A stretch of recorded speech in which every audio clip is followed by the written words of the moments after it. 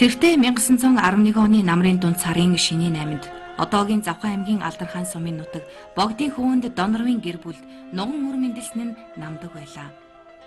Манжийн ноёрхол нуран унаж байсан тэр жилүүдэд намдгийн эцэг Доноров амжиргаатай нэгэн байсан ч 8 чин болох гэж явсаар ядуурч улмаар гэр бүлийн хамт бусдад зарцлагдах болжээ.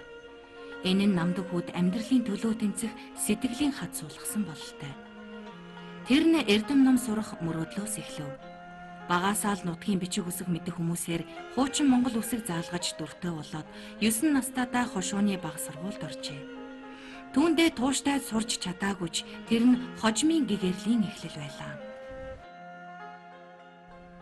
Донорвын намдаг нь өсөх наснаас өдлөх нас хүртлийн гагцгүй Монголын утга зохиол урлагийн төлөө үнэн зүтгэн үйл заяагаан эдлэн жаргахтаан жаргаж зовхтон зовж явсан сонгодог нэгэн байлаа. Түүний уран бүтээл театраас ихтэй. Намдгийн эхний уран бүтээлийн зурвас хэсэг нь жүжигчин, дараагийн томлохмон найруулагчийн хөдөлмөр байсан бөгөөд тэр бүхэн нь жүжигийн зохиолч болох үндсэн бэлтгэл болжээ. Анхны жүжигт тоглосон тэрээр анх тавигдсан сонгодог жүжиг Гоголийн байцаагч төчмөлийн Хлестаковын дүрийг бүтээжээ. Харин түүний найруулагчийн бүтээлийн оргил нь Нацаг доржийн учиртай гурван толгой юм. Үүнийг өнөөгийн урлагийн түүх гэрчлэнэ. Тэртээ онцгойд намдаг бай тавьжсэн учиртай гурван толгой яг хуучин гэхээр яг хуучин ардын дугаар нь Монгол улсын ардын жүжигчин цагааны цэгийн дугаар дуулж байсан, ичин хорлогоо дуулж байсан. Тэних хөг намдыг алдахгүй хойшийн уламжлуулж байгаа гэдэг хэллийг олж таавхандаа одоо учиртай гурван толгойн хэсгээс ажиллуулах гэж байна. Энийг үндэсний ардын цагааны жүжигчин өөрсдөө тэмдэг батар батар гэж байна.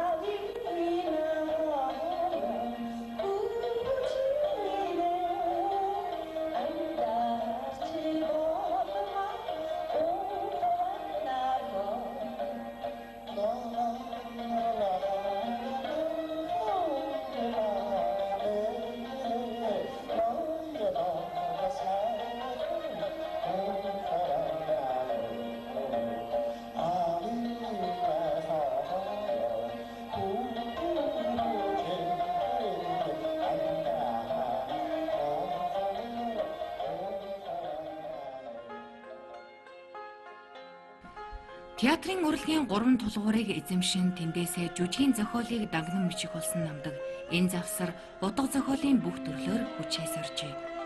Тэгэхдээ альж төрөл утга зохиолын хөгжлийг урагш ахиулсан шилдэг бүтээл тойрогдох нь гайхамшигтай.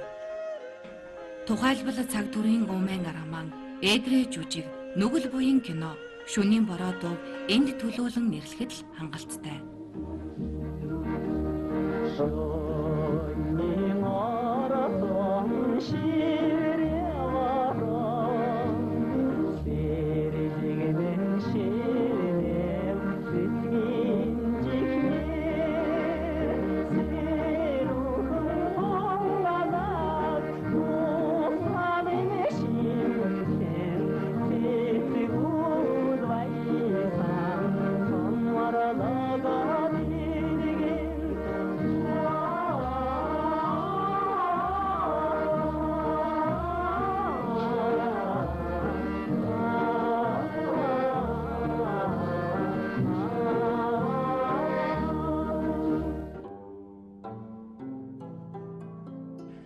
Түүний уран зохиолын олон талт урлалын дунд жүжигийн зохиолтой нэгнэх бүтээл үгүй юм.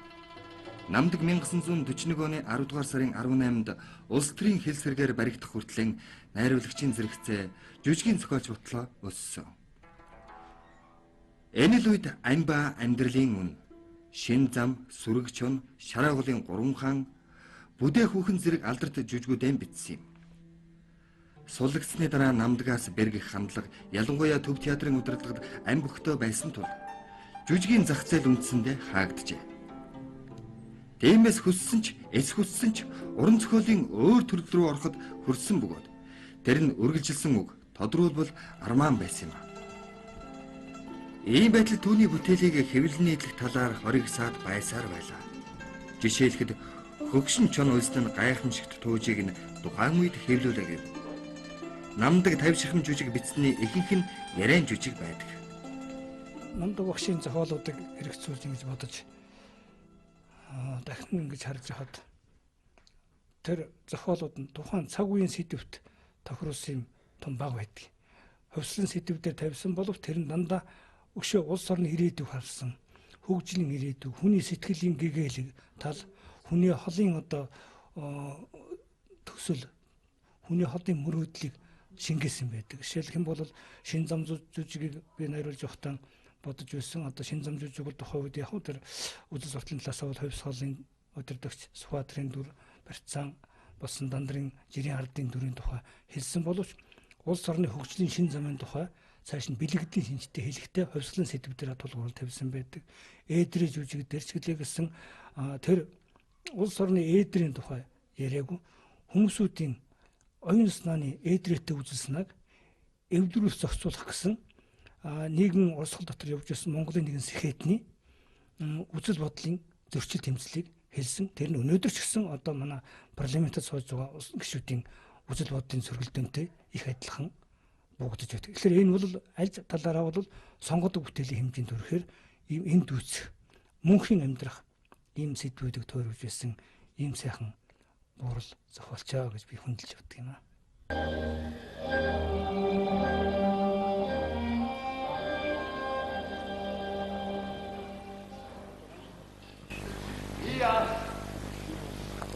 Манжаас тусгаарлах байлгаа баатар болоо.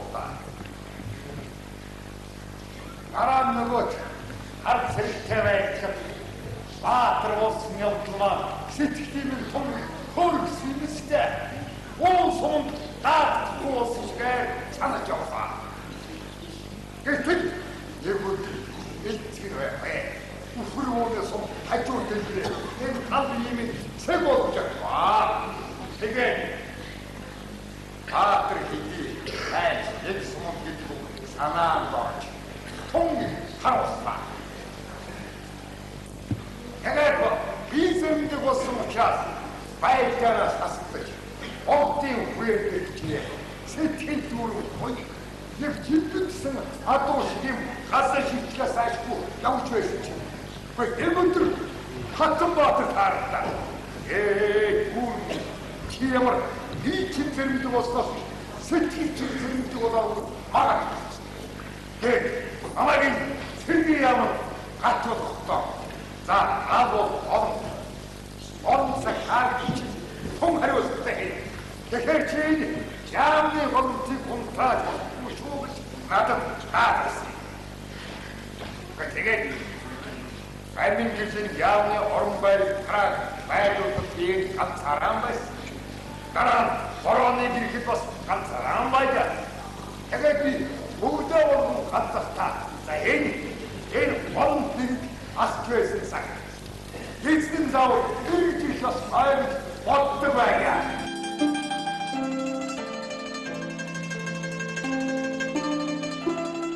Намдаггүй жүжиг дээр ажиллах бол их сонирхолтой. Зохиолчд бол жүжигийн эрмарк гэж одоо эхлээд гэрт байна, байшинд байна, тэндэн цогтой, тэндэн хаалгатай гэж их тодорхой бичдэг. Намдаггүй бол их ерөнхий юм бичдэг. Зүүн хүрээнд гэх жишээтэй. Жишээлбэл ээдрээ жүжиг. Тэгтэн зэрэг бол зураачд их болцоолдож байгаа. Зохиолын уншаад үзэхтэн зэрэг тэр үеийн цагийг илэрхийлэх юм байна. Тиймэрхүү гудамж баймаар юм. Тийм соврог баймаар юм. Тийм юм цаана харагдаж баймаар юм.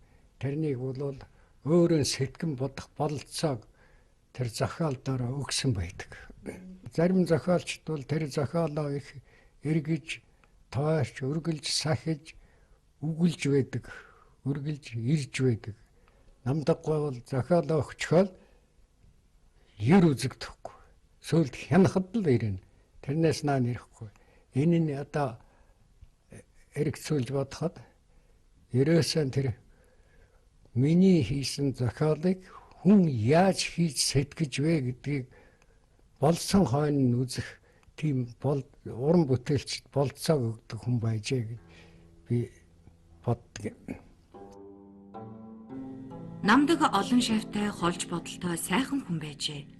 Гэрээр ном заан, шавь сургалт явуулж байгаа нь тэр.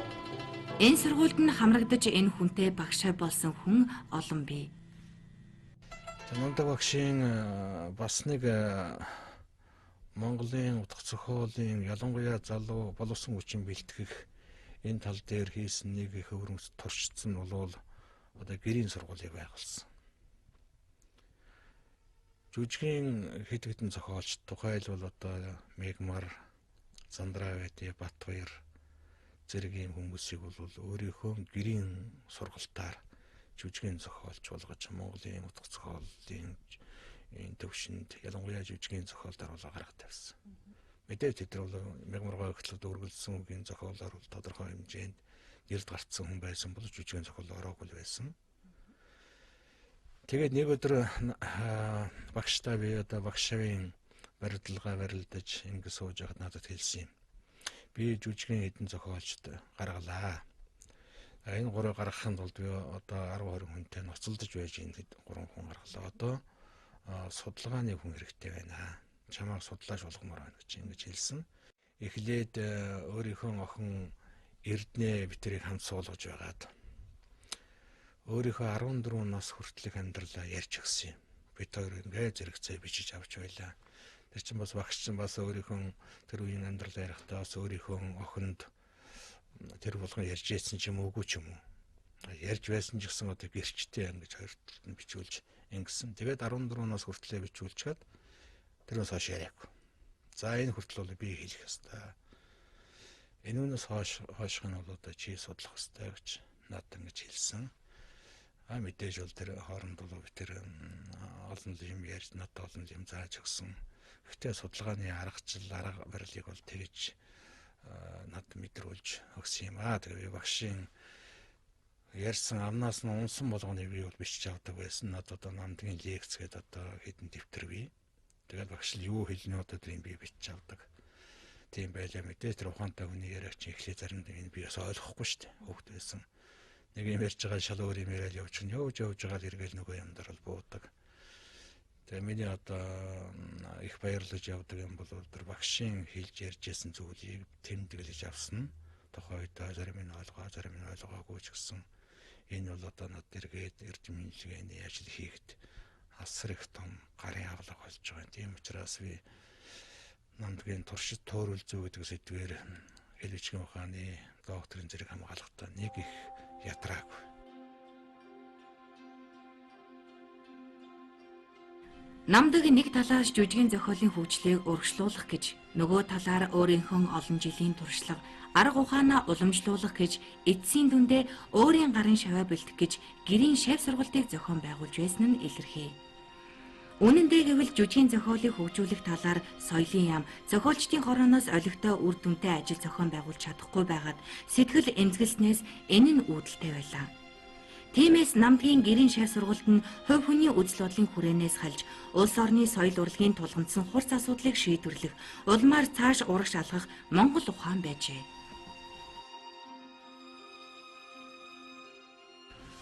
Хоёрдугаар зууны эзлэнхэн төрсөн ховор хувь заяатай зохиолчдын нэг нь Донровын намдаг. Түүний хувийн намтар нь Монголын оюуны соёл, урлаг утга зохиолын түүхийн салшгүй хэсэг бөгөөд ялангуяа уран зохиол театрын хөгжлийн тодорхойлох шинжийг агуулна. Тиймээс намдгийн уран бүтээл нэг хүний төдийгүй нэг хэсэг уран бүтээлчийн хувь заяаны амьд цадиг байлаа. Намдаг шиг улс төрийн хэлмэгдэлд удаа дараа өртөж хүнд амьдралд нухлагдсан ч үл нугаран уран бүтээлдээ насан туршдаа үнэнчүүлсэн уран бүтээлч ховор. Түүнийг эртээ, онгодтой эд залуу загт нь хоёр чудаа хорж сонгох эрхэнд нь халдаж улмаар уран бүтээлд нь хориг саад тавьж байсан ч яаж ч чадаагүй юм.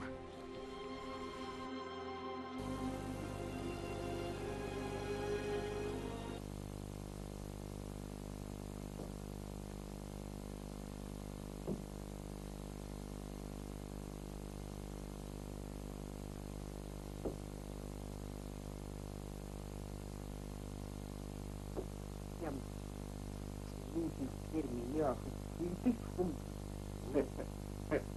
Энэ чарын хотлаадаа тоохварми. 이 도로가 가도나 우주선 거 좋더라. 야치기 템바 오처럼 왜? 얘를 지금 그야. 이 군대 우다로 가져와. 한 팀다 야네 한 보이니까 하가. 바. 나와라. 에고시비. 오야, 그래. 어려서부터 피아나. 이게 휘투되시. 더 와라. 지네가 알아가서. 이 오빠를 어려 잘 다녔었다. 잘은 다녔을 때 따라가는 빠지 또 특수. 네, 되게 좋지. 이 언어를 Nori dia tak berbuat baik. Tawar men, nikah tawar.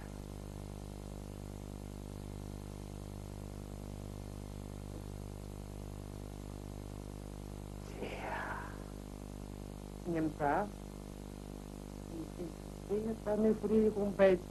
Nih dokter mitku ya, yude. Dokter mitku ini, yude. Nyaratin yung mukhumuti. Metle.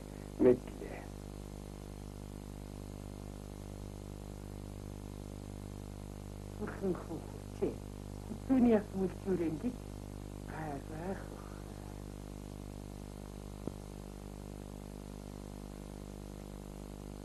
Udah kunjung ini dua pikir pak.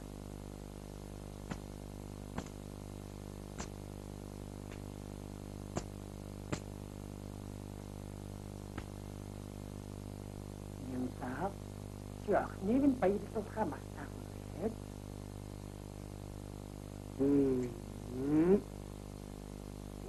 тэгээд тоохоор ойны хүрээний юм байна. Намдгийг юу ингэдлээ утга зохиолын ертөнцид аргамжиж байсныг таахад бэрх. Гэвч Монголын утга зохиолын 100-ны томоохон төлөөлөгч болтлоо өссөн бүхий л төрөл зүйлээр шилдэг бүтээл төрөж амжилсан нь бидэнд чухал юм. Тэрээр альж цаг дор амьдарч ямар ч нөхцөл зохиол югаан бясалгахдаа Монгол ах вэ, Монгол сэтгэлгээг дэлхийн театр уран зохиолын жишг хэмжээнд боловсруулж төрөвсөн сонгодог нэгэн зохиолж байсан нь Донровын намдаг байсан юм да.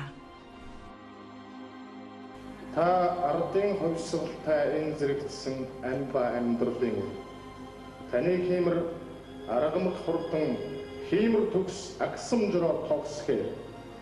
Таны зам хярааны хонхот тоос манаргасан шин зам таны ухаан шинэ байсанд оюунан цэгцэлсэн эрдэмтний яриа. Таны амьдрал нүгэл уян хослон өрсөлдсөн цаг төрийн үмэн таны сэтгэл ээдрээ амьдралыг туулсан орлон айжи. Таны зовлон хөгшин чонын өдхийг мэдэрсэн жаргал. Та Монгол ертөнцид нүгэл тариагүй буянтан та мөкшгүй ухаан авьяасын ундраг. Та мөнхөд амьд байх авууга хэмзэглэл. Та Монгол тамд додоо бидгийн хил дал удуулсан шархтан. Та авууга Монгол шигсвэрэ.